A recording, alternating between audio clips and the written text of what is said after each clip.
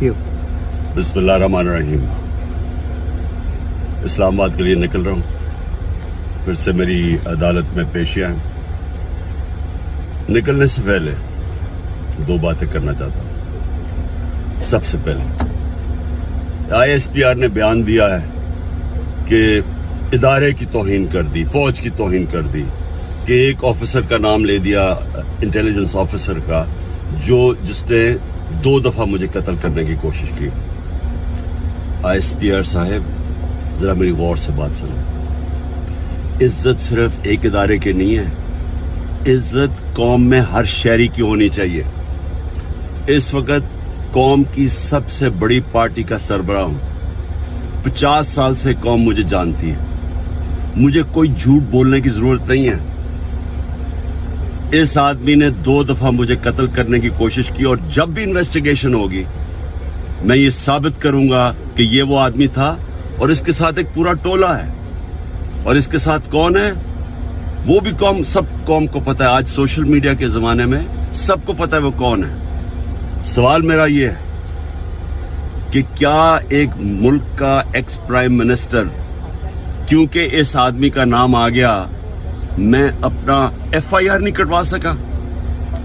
पता तो सच और झूठ तब चले जब इन्वेस्टिगेशन होती है, FIR इसके खिलाफ होती, इन्वेस्टिगेशन होती। अगर ये बेकसूर था, सामने आ जाना था। इतना ताकतवर शख्सियत कि मैं एक्स प्राइम मिनिस्टर, अपनी पंजाब की हुकूमत होते हुए हम इन्वेस्टिगेशन FIR में इसका नाम नहीं दे सके।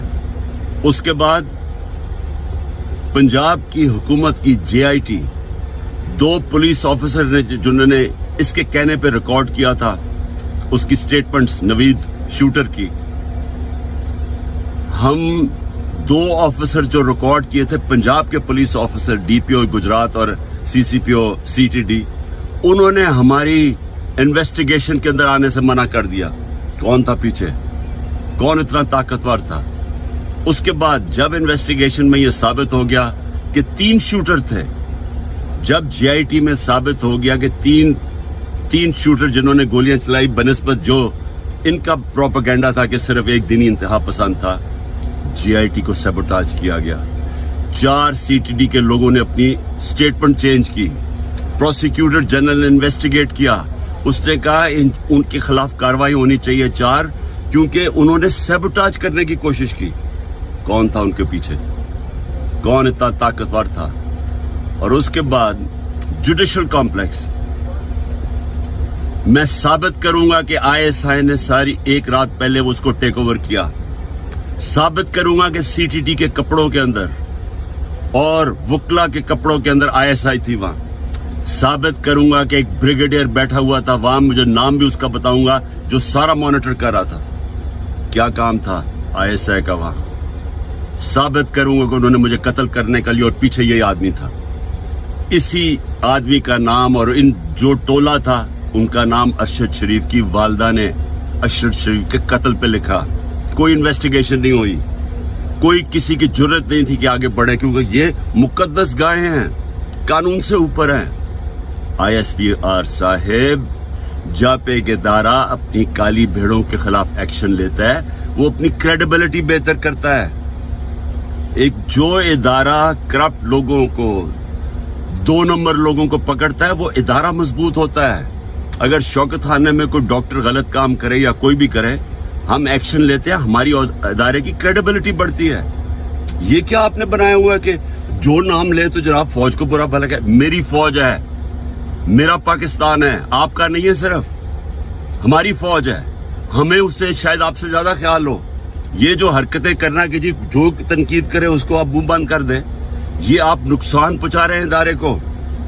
और मैं ये भी आज कह दूं, ये जो आज मैं जा रहा हूं, वहां कोई पुलिस और रेंजर्स और FC इतनी बड़ी फौज लाने की, मुल्क के पैसे जाया करने की कोई जरूरत नहीं है। अगर किसी के पास वारंट है, सीधा मेरे पास वारंट लेके आए, मेरे वकील होंगे, लीगल होंगे, मैं खुद ही जाके जेल में तैयार हूं जाने के लिए।